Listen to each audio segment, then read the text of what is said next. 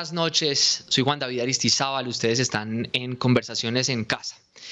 Desde que empezó la pandemia en Canal Capital decidimos parar, observar lo que pasaba con nuestra sociedad y entender cómo la pandemia nos cambió.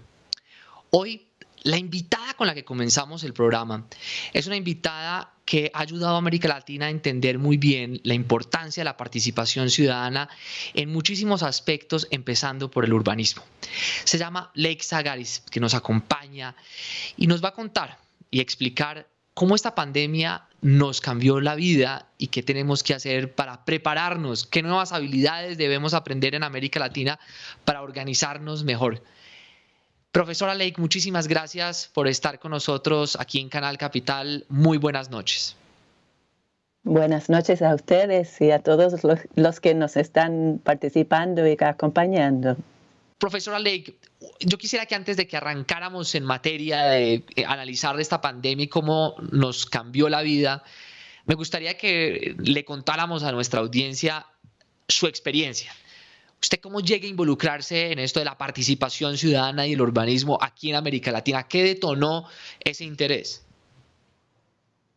Bueno, yo soy canadiense originalmente, pero llegué a Chile hace 40 años, entonces tuve una infancia en democracia y una adultez joven en dictadura, que vaya los contrastes que te enseñan, y además me tocó ser corresponsal extranjera.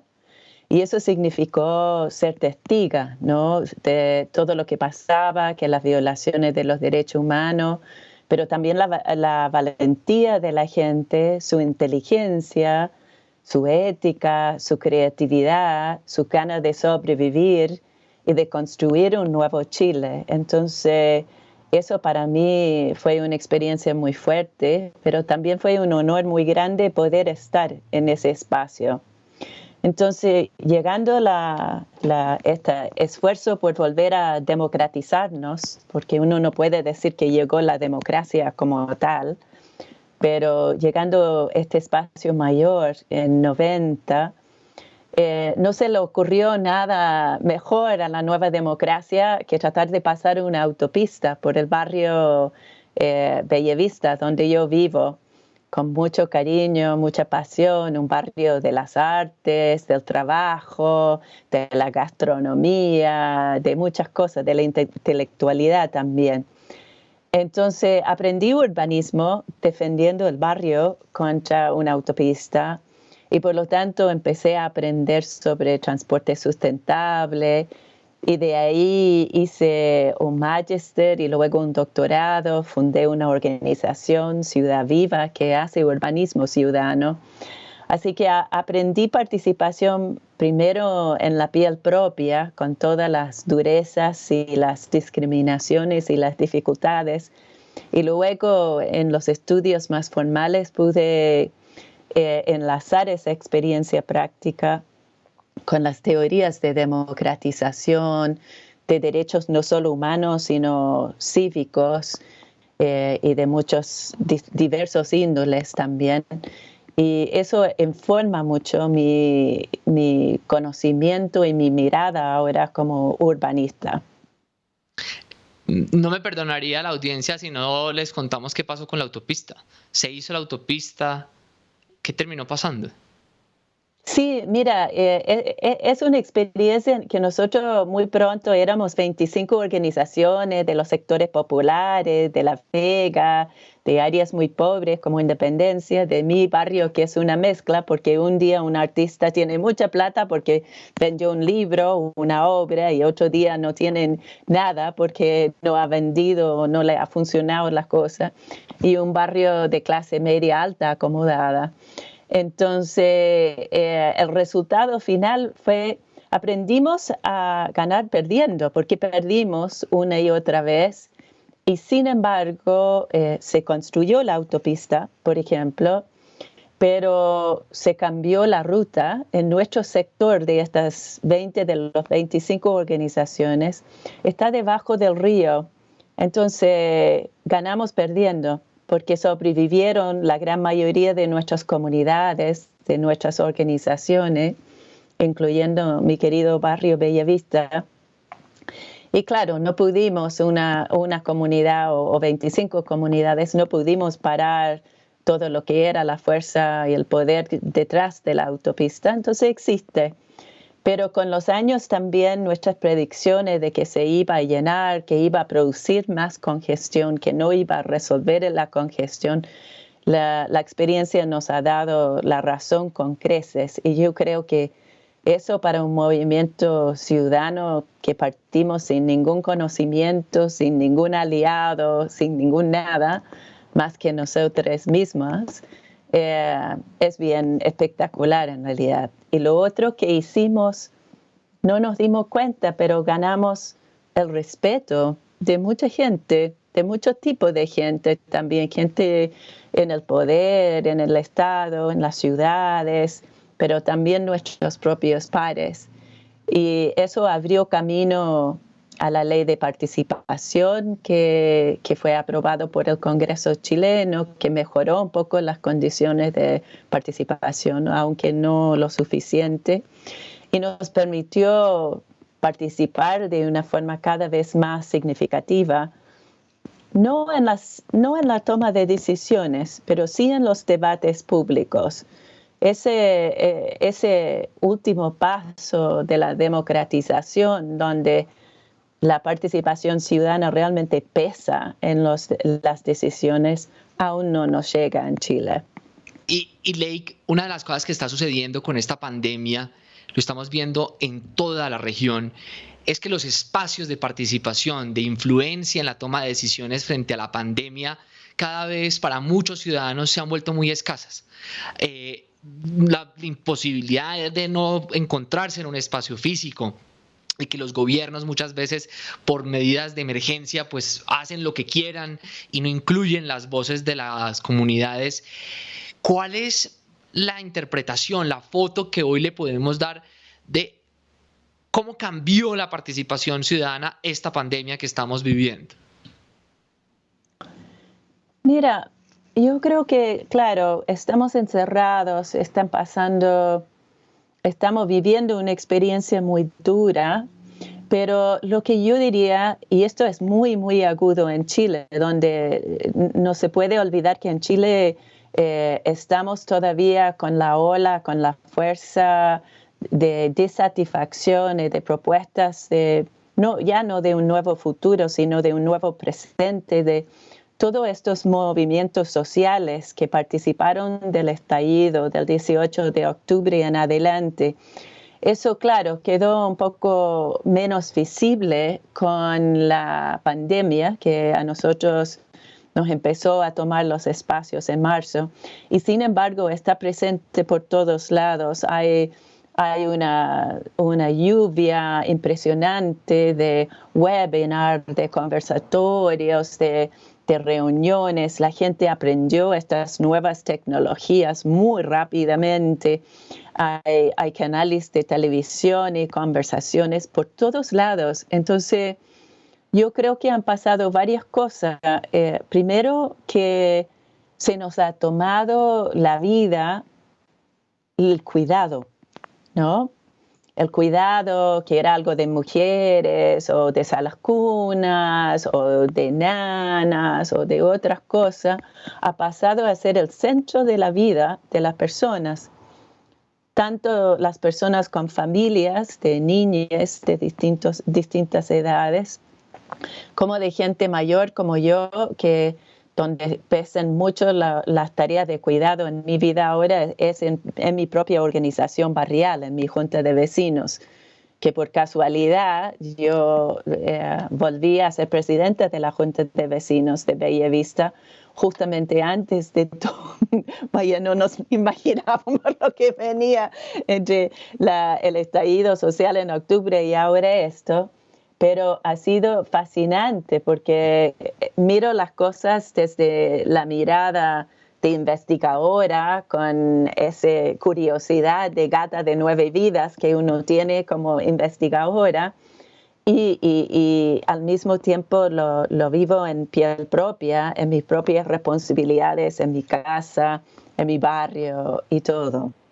Y una de las cosas que oyendo de esta pandemia, ¿crees que los ciudadanos estamos siendo algo inconformes y en el sentido de no participar más activamente, o crees que antes, en el caso de ustedes en Chile, han visto que los ciudadanos quieren participar más? La percepción, digamos, en diálogos con personas de América Latina es que como que los ciudadanos están tragando entero y por el miedo al virus no están participando en muchísimas decisiones, entonces hay voces que se están quedando calladas. ¿Tú crees que nos hemos vuelto mejores ciudadanos y participando más en esta época de pandemia?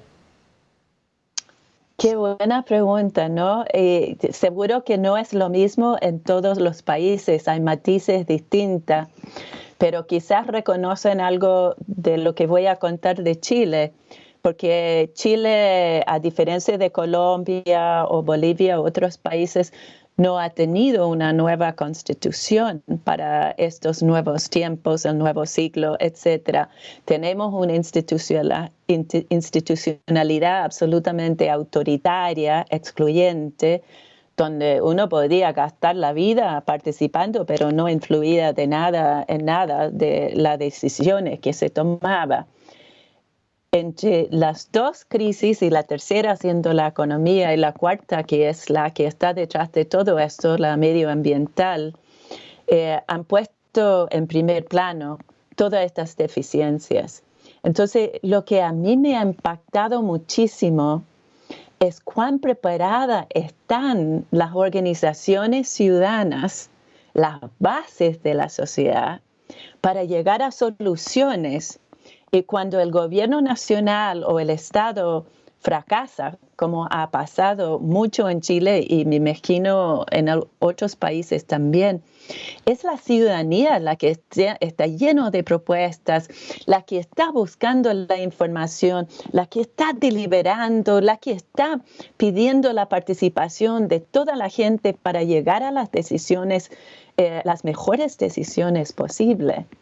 Entonces, y lo que estrangula toda esa capacidad, que al final es la capacidad de una sociedad en su conjunto, lo que lo estrangula es una institucionalidad capturado, en nuestro caso por lo menos, por una élite muy pequeña y que ha quedado, tiene mucho poder, pero tiene cierto tipo de poder solamente. Ellos pensaban que tenían un poder absoluto y lo han tratado de usar solo en su beneficio. Y eso ha quedado al desnudo. La ilusión de que teníamos algo de matices se nos ha ido a una masa crítica de la población. ¿Por qué los ciudadanos tenemos que entender el poder?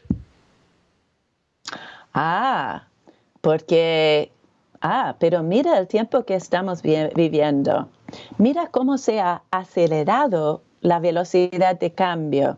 Piensa cómo era Bogotá o Lima o Santiago o Medellín, ciudades intermedias también hace 100 años.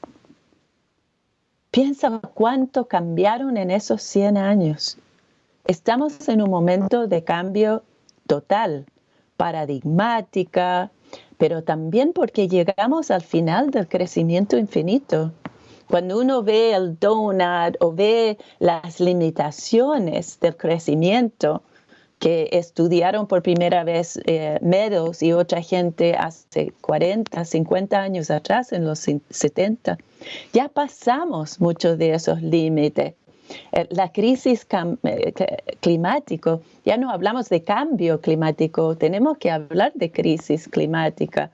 Esta pandemia es la síntoma de cómo hemos ido destrozando los hábitats de los animales y las otras especies silvestres que sostienen la vida. La conexión entre pandemia y pérdida de hábitat y el estrés medioambiental y ecológico que está viviendo nuestra querida Tierra es muy fuerte. Entonces, frente a eso, tenemos la capacidad y también la obligación de seguir con políticas, volvemos a la normalidad, business as usual. Seguimos con los negocios de siempre que nos lleva directamente al abismo, como estamos mirando ya el abismo. Ya no estamos diciendo que vamos a llegar a eso, estamos mirándolo ya. ¿Por qué la palabra poder? Al parecer muchas veces le tenemos miedo a la palabra poder como ciudadanos cuando dicen, uy, poder, no, eso es de una élite, eso es como negativo, sabiendo que el poder bien utilizado puede transformar una familia, una comunidad, una sociedad, cambiar estructuras que están perjudicando el medio ambiente. Digamos, y le agrego una pregunta y es, ¿cómo aprendemos a enamorarnos, a entender el poder para usarlo para el bien? Bien, frente a toda esta situación, el poder significa poder hacer cosas, tener el poder. Es una palabra muy rica, hay que desempacarla un poco. Y en relación a la participación en su esencia significa redistribuir el poder. Eso es una participación de verdad.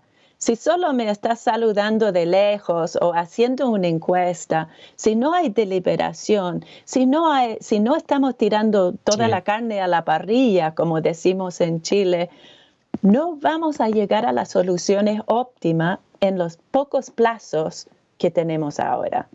Entonces, mientras mayor y mejor estructurada la participación como una parte cotidiana de la toma de decisiones, mejor vamos a estar. Y allí hay un tema central del poder que estamos viviéndolo en América Latina, y eso es que las respuestas autoritarias que piensan que se puede acumular todo el poder económico, político, cultural, social, ideológico, en unas pocas manos, no es verdad. Es una ilusión. Tiene mucho de razón en lo cual ese poder es relevante, pero el poder de la gente, para bien o para mal, porque hay de todo en este tema, este poder de las redes de las personas, el poder que no es algo que se puede acumular y encerrar y usar solo para el beneficio propio, sino el poder que se distribuye, que fluye, que uno moviliza con una campaña, con una protesta, con una conversación, con una ciclovía pintada por la ciudadanía, porque las autoridades no lo han hecho. Eso es otro tipo de poder y es más poderoso.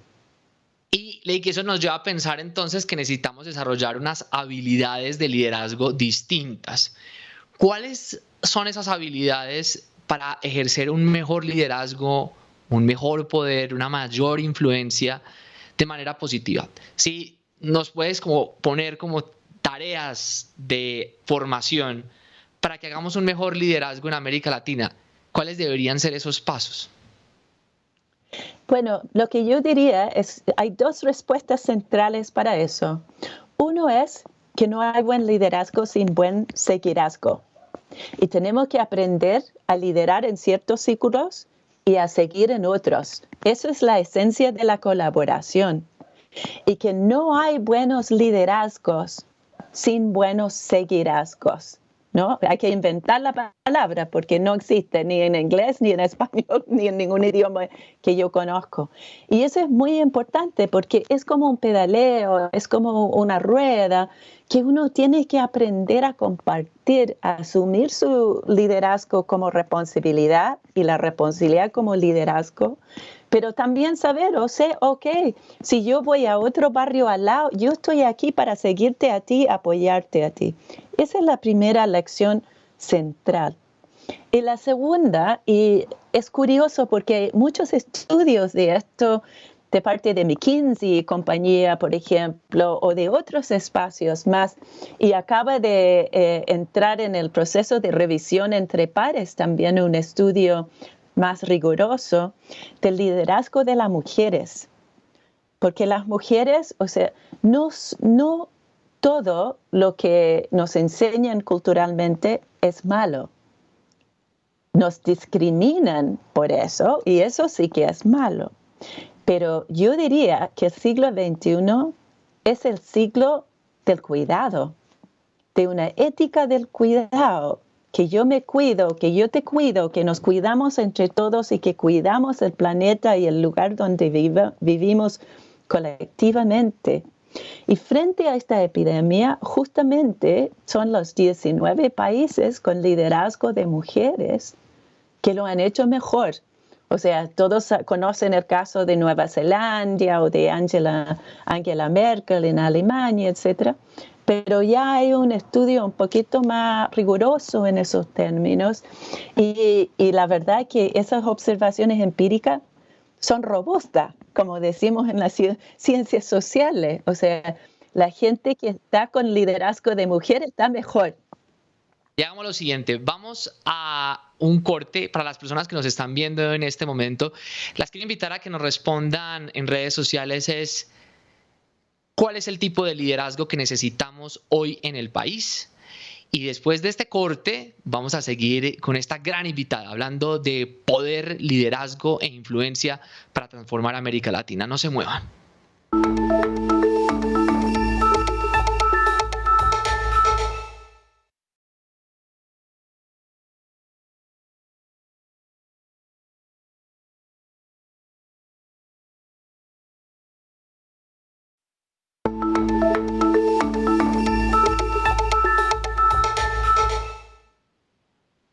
Muy buenas noches, soy Juan David Aristizábal, esto es Conversaciones en Casa. Y como les venía contando ahorita, nuestra invitada lleva muchísimos años dedicada a entender el poder, la participación ciudadana para que las ciudades y las personas puedan lograr sacar lo mejor que tienen, sus talentos, su desarrollo. Y ahorita Leik nos estaba contando sobre la ética del cuidado y yo quería, Leik, que profundizáramos mucho en ese concepto de este nuevo mundo sobre el cuidado. Porque a mí me sorprende cuando yo veía las marchas el año pasado, noviembre del año 2019, que muchísimas de esas marchas, personas de esas marchas, no cuidaron los bienes públicos, los destruyeron. Y quiero que arranquemos por ahí. ¿Cómo puede uno analizar que estamos en la época del cuidado cuando lo público no lo cuidamos? Y entendiendo lo público como también la infraestructura, las relaciones, lo que nos ha costado por muchos años construir en bienes y servicios para la ciudadanía. Bueno, primero yo diría que no fue un grupo grande que hacía eso y que sí fue algo que fue en aumento. Ahora, ahí hay que separar la violencia tremenda que hubo con la quema y la destrucción de las estaciones del metro, que nunca ha quedado claro cómo ni quién hizo eso. ¿Ah? Entonces, simplemente adscribirlo a los manifestantes, yo creo que es ingenuo, sabiendo algo de la historia de Chile y además porque surgió mucha evidencia en el momento también que era bastante cuestionable. Por ejemplo, los saqueos, hubo películas de los carabineros ayudando, ordenando el saqueo de supermercados, etc. Entonces, yo soy muy cautelosa para simplemente adscribir la violencia a los protestantes y no. Yo necesito saber quién hizo eso, en qué circunstancias, con qué medios y con qué propósitos. Eso por una parte. Ahora, esos fueron casos muy particulares, muy puntuales, particularmente lo del metro, que pasó esa primera noche y nunca más, y que fue muy distinto a la protesta pacífica de no violencia activa de los estudiantes al negarse a pagar el aumento en la tarifa del metro.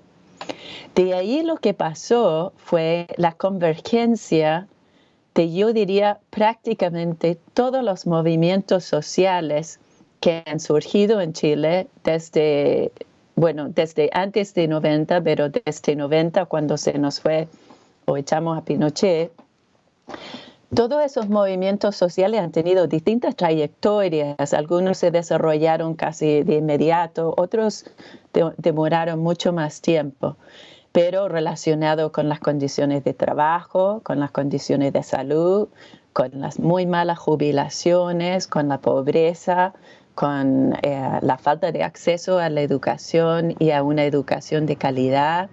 Esta sociedad que tenemos o que heredamos de la dictadura, que significa una salud muy mala para la mayoría de la población, y una salud de lujo como no se ve ni en Canadá ni en otros países desarrollados para una minoría muy pequeña, con todo lo que eso significa para el mal uso de los recursos y otras cosas más.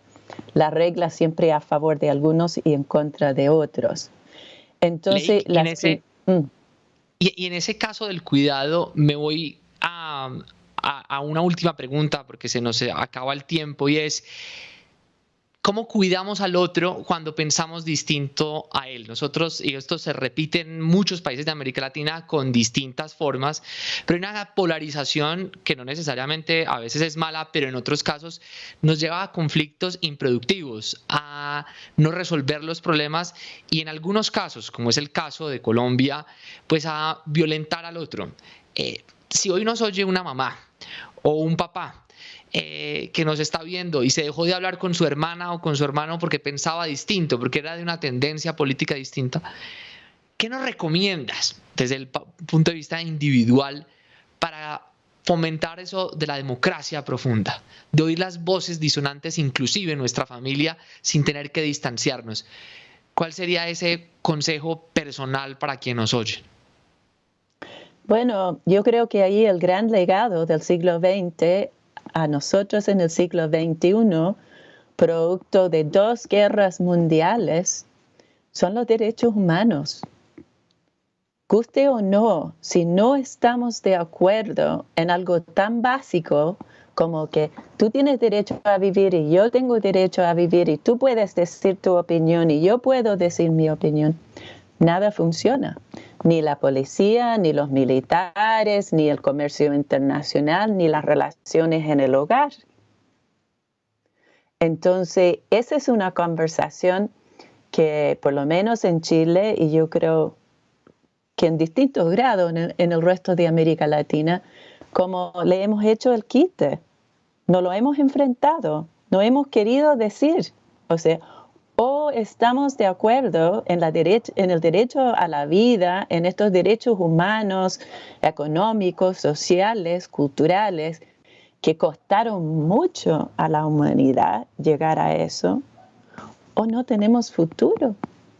Porque claro, dentro de eso, ahí está el respeto a la libertad de expresión, que en Chile nos quedó clarísima.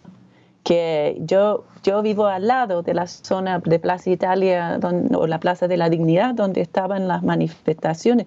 De hecho, se murió asfixiado el secretario de mi junta de vecinos en su casa por las bombas lacrimógenas. Entonces, ¿cómo los carabineros están disparando gases y balas y otras cosas en una zona donde hay civiles?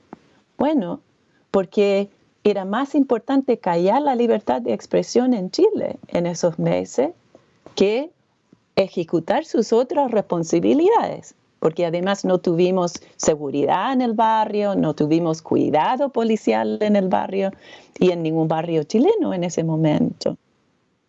Entonces, quiero enfatizar eso de los derechos humanos porque, claro, son controvertidos para algunos, son difíciles, pero tenemos que enfrentar eso, no podemos seguir haciéndole al quite, porque es la base de la convivencia y más aún en este tipo de crisis. Profesora Lake Zagaris, un honor, un gusto hablar con usted desde Bogotá, desde el Canal Capital, en Conversaciones en Casa, y la seguiremos leyendo. Gracias por lo que usted está haciendo, por el poder, el liderazgo y la influencia de nosotros en América Latina. Aquí tiene seguidores y líderes para apoyarla. Muchas gracias. Bueno, muchas gracias a ustedes. Siempre nosotros también seguimos a Bogotá para muchas cosas y lideramos para otras. Así que tenemos buena relación con ustedes. Espero que se vaya profundizando. Vamos a un corte comercial. Ya regresamos aquí en Conversaciones en Casa del Canal Capital.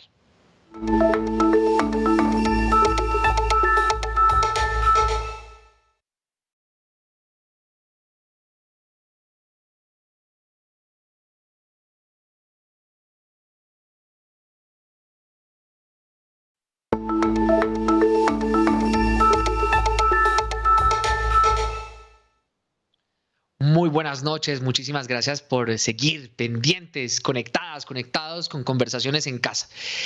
Estoy en este momento con Raúl Mendoza. Raúl está en México y Raúl ha utilizado sus talentos, sus habilidades para que los ciudadanos participemos de manera creativamente en lo que sucede en nuestro entorno y tiene una experiencia en educación desde su trayectoria personal que lo ha llevado a lograr que la creatividad esté alrededor de todas las intervenciones que él ha planteado. Por eso le damos la bienvenida a Raúl. Raúl, muy buenas noches, muchísimas gracias por estar en Conversaciones en Casa. Hola, ¿cómo estás, Juan? No, pues gracias a ti por la invitación.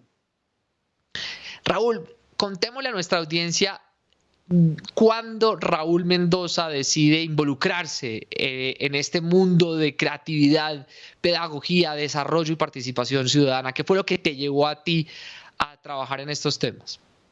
Pues mira, más que una decisión fue un conjunto de circunstancias muy orgánicas que se dieron alrededor de mi propio pues desarrollo personal y educativo desde que será la preparatoria, en que con un grupo de jóvenes participábamos en un montón de actividades, ¿no? Fundamentalmente en programas de alfabetización de adultos, en comunidades rurales, programas artísticos en la Ciudad de México. Yo soy músico y bueno, desde muy chico tocaba varios instrumentos y nos tocaba participar en diversas digamos, expresiones culturales en el espacio público en la Ciudad de México. En ese entonces, ya hace unos más de 20 años. Y entonces, al mismo tiempo que realizaba mis estudios, ¿no? Cuando estás en esta época en la que todavía no sabes qué es lo que quieres ser cuando seas grande, y empiezas a explorar, ¿no? Entonces yo terminé mi carrera de música, al mismo tiempo tenía las inquietudes de seguir explorando el tema educativo por mi experiencia en comunidades.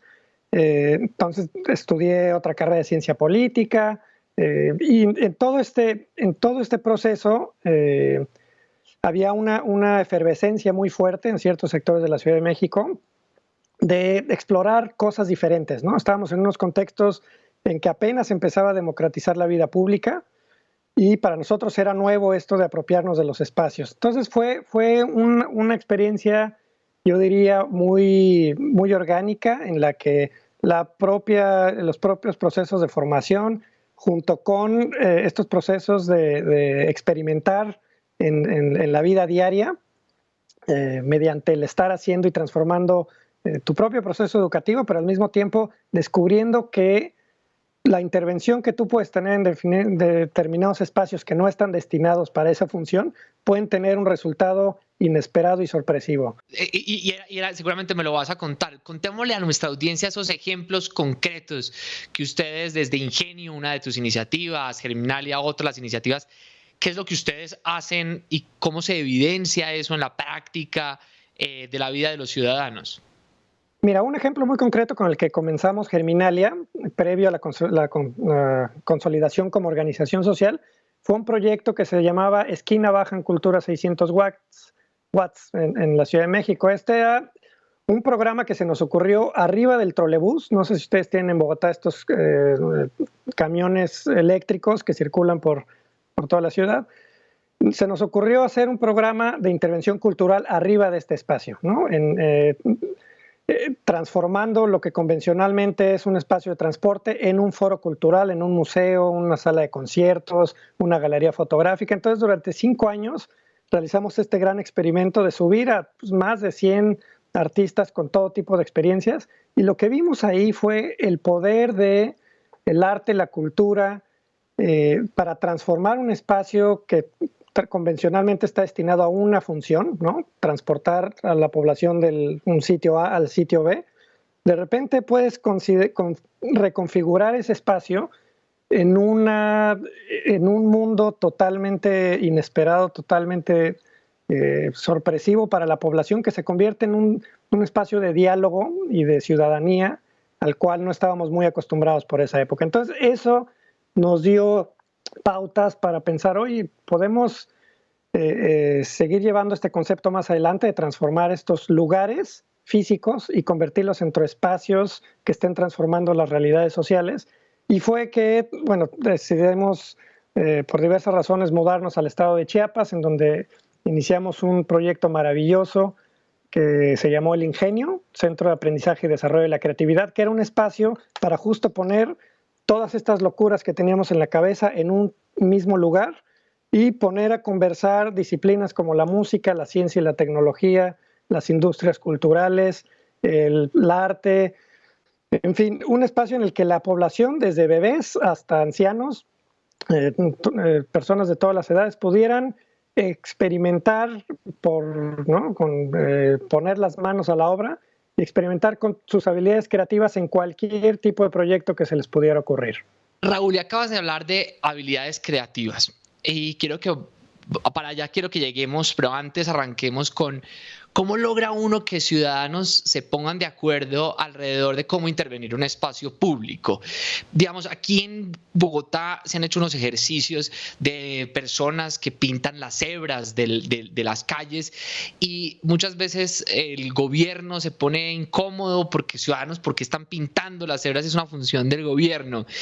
Muchas veces se hacen murales y los murales, digamos, de manera espontánea, y hay personas que aunque son lindísimos, hay otros que dicen, pero ¿por qué intervinieron en esos edificios si nadie les dio un permiso? ¿Cómo han logrado ustedes, a través de ejercer poder, liderazgo, influencia, en últimas democracia participativa, para poner a la gente de acuerdo en esas intervenciones? Cuéntanos cuál ha sido el paso a paso para lograrlo. Pues mira, ha sido un proceso de canalizar esta necesidad básica que todos tenemos de habitar los espacios, ¿no? Como tú dices, tenemos autoridades a cargo del mantenimiento, la creación del espacio público, ¿no? Son los garantes últimos de la salvaguarda del espacio público, pero finalmente quienes los habitamos somos los ciudadanos. Y es nuestro interés y finalmente nuestra responsabilidad de darle un uso significativo a esos espacios. Entonces, ¿cómo se organiza uno? Pues uno se organiza en función de las necesidades que va teniendo en diferentes momentos de su existencia, ¿no? Entonces, digamos, jóvenes que no tienen espacios para hacer música, pues de repente se juntan, oye, necesitamos, ¿no? Desde el ejemplo más típico, bueno, pues vámonos al garage de mi abuelita a tocar música, hasta oye, vámonos a la plaza, que ahí no hay nadie, no lo están ocupando, fíjate que debajo de ese puente está abandonado. O un cine, un ejemplo muy clásico en México, increíble, que se llama el Circo Volador, en donde un cine abandonado se convirtió en un centro cultural de grupos de sectores marginados de la población, decidieron hacer un foro cultural en un espacio que de otra forma estaría totalmente abandonado, ¿no? Entonces, la organización que hemos visto a lo largo de la historia en América Latina se ha dado por una serie de carencias muy fuertes que tenemos en la provisión de servicios y en la provisión de espacios como decía la ponente anterior, del ejercicio de nuestros derechos humanos, en la que no nos queda otra más que organizarnos y nosotros ponernos las pilas para, no nada más para resolver esos problemas, sino para crear nuevas posibilidades que den sentido finalmente a lo que nosotros queremos como seres humanos, ¿no? Como ciudadanos activos. Raúl, y en esta pandemia, digamos, pues Colombia ha estado en cuarentena obligatoria muchísimos días, la gente está confinada. En el caso de ustedes, ¿cómo ha sido la experiencia en la mitad de la pandemia para lograr participación ciudadana en espacios públicos cuando es tan limitado y la gente se está cuidando? ¿Qué han hecho estos días para que la organización siga vinculando gente a los proyectos? Mira, nosotros la pandemia justo llegó en un momento en que estábamos mudando nuestro centro físico de un estado de la República a otro, entonces suspendió esas actividades, desgraciadamente, como paralizó a todo el mundo entero, y lo que logramos hacer es continuar algunos programas en línea, ¿no? Teníamos algunas actividades programadas presencialmente y decidimos, pues bueno, sumarnos a a las plataformas tecnológicas, que es lo que está permitiendo que sobrevivamos, ¿no?, en términos de contenidos. Otra cosa que nos pasó es replantear, darnos un espacio muy sano para replantear qué es lo que estábamos haciendo, para evaluar nuestro quehacer, ¿no?, para ponernos a reflexionar sobre nuestro pasado, sobre lo que esto significa en estos momentos de la humanidad, sobre todo hacia dónde vamos, qué es lo que queremos hacer. Entonces, para nosotros es un espacio, un momento, sí, muy duro, porque tiró abajo muchos de los proyectos que teníamos en marcha, pero al mismo tiempo abrió posibilidades de crear nuevas cosas, ¿no? En términos del espacio público, pues bueno, el espacio público se cerró totalmente, ¿no? Sigue todavía limitado en muchas áreas, pero se abrieron nuevas posibilidades que no habíamos explorado, ¿no? Estar tú y yo relacionándonos a distancia en este medio es un espacio único del que no se nos hubiera ocurrido hace muchos años, ¿no? Y ahorita mencionabas los temas de creatividad para la participación ciudadana. Hoy en día, ¿qué otros ejemplos se les han ocurrido para aprovechar el espacio virtual para fomentar la participación ciudadana? Mira, estamos explorando en diseño de actividades de vincular voluntarios con beneficiarios vía virtual. Eso es un reto importantísimo en América Latina porque tenemos una cantidad de rezagos en materia tecnológica, ¿no? Que no podemos hacer lo que otros países en los que se conectan todos los alumnos con sus computadoras personales. En México, en Colombia, me imagino, es muy difícil tener, ¿no?, que cada niño tenga su laptop. Entonces estamos justo en ese proceso, no te puedo decir que tengamos ya una solución, pero lo que sí estamos cocinando es la manera en que podamos conectar diferentes voluntades de gente que de manera física no se puede vincular en procesos de educación presencial, cómo vincularlos, ahora que están en sus casas, cómo vincularlos con las personas que están desesperadas por tener algún proceso significativo en su educación, ¿no? Sobre todo cuando la educación formal está totalmente cerrada y los niños y las niñas jóvenes necesitan estos espacios. Entonces nosotros, como yo creo que todo el mundo, estamos en ese proceso y estamos nosotros mismos experimentando como aprendices de estas nuevas tecnologías en un proceso de exploración, ¿no?, de muchísima apertura. Yo nunca me hubiera imaginado que TikTok se volvería un elemento potencial para generar aprendizajes, y eso es una de las herramientas que estamos viendo hoy en día, cómo está logrando unir a gente. Y sobre todo con una creatividad impresionante. Gústele uno o no la aplicación, la gente preparando unos performances muy creativos. ¿Cómo definirías tú qué es la creatividad? Pues la creatividad es todo aquello que nos permite crear algo nuevo, original, algo que podamos valorar, algo que resuelva un problema, y más que resuelva un problema, que genera algo que no existía antes, ¿no?, que nos abre un mundo de posibilidades inexploradas.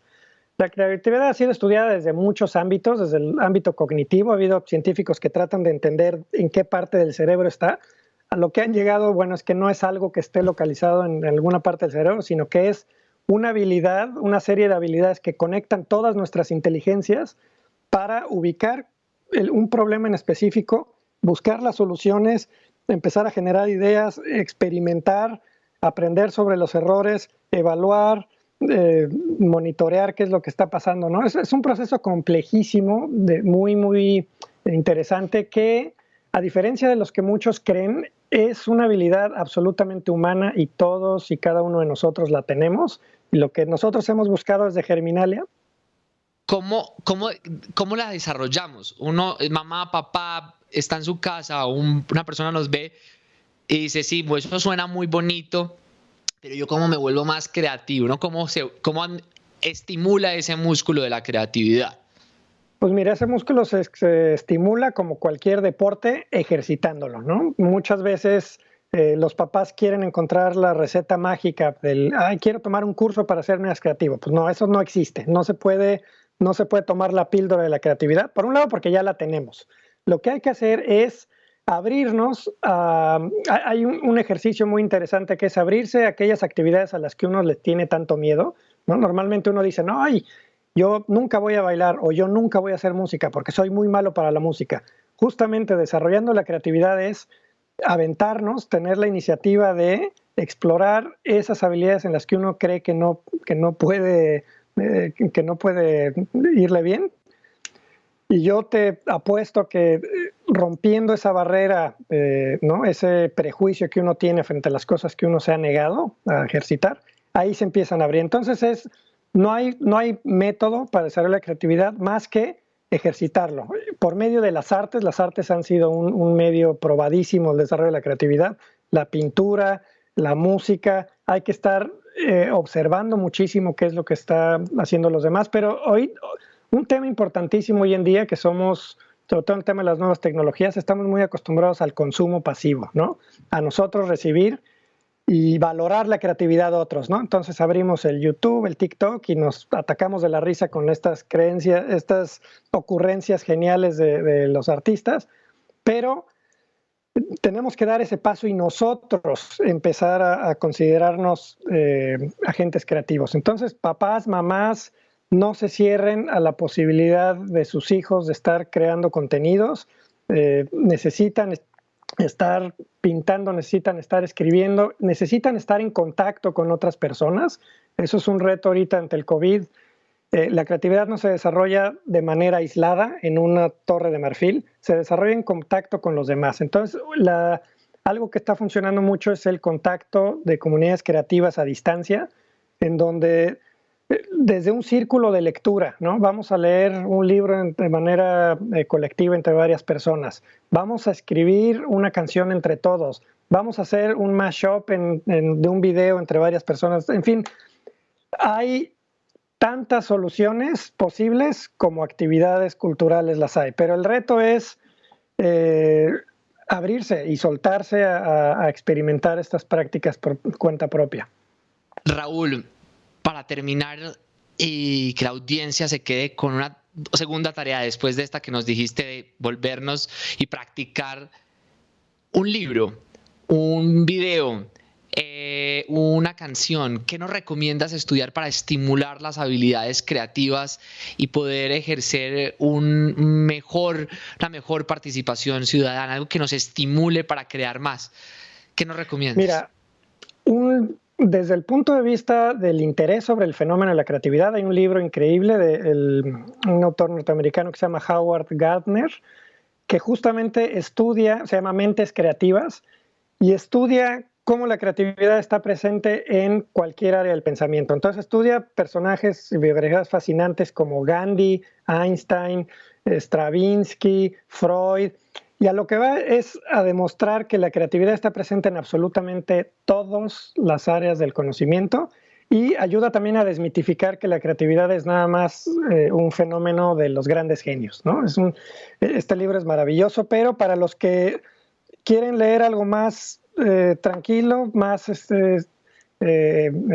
digamos, más digerible, yo les recomiendo váyanse a Mafalda, váyanse a releer a los clásicos del cómic y de la comedia inteligente. Entonces yo releer a Quino, no sé si estás familiarizado con Quino, este escritor argentino, relean a Mafalda. Mafalda fue profética. Lo que estamos viviendo ahorita en el COVID lo vamos a encontrar cuando escribió hace 40 años. Entonces relean las tiras cómicas de Mafalda. Se las recomiendo ampliamente, las van a disfrutar. Estamos muy agradecidos contigo, Raúl Mendoza, desde Canal Capital, desde Conversaciones en Casa. Muchísimas gracias por acompañarnos. No, muchísimas gracias a ustedes y saludos hasta allá. Soy Juan David Aristizábal y esto es Conversaciones en Casa, sin tizas ni tableros. Para entender cómo la pandemia nos cambió la forma de entender la educación, las habilidades que se necesitan para hacer que las cosas pasen. Los vemos en 8 días y seguimos aquí pendientes de sus respuestas a la pregunta: ¿cuál es el tipo de liderazgo que se está necesitando hoy en Colombia? Muchísimas gracias por acompañarnos. Hasta una próxima oportunidad.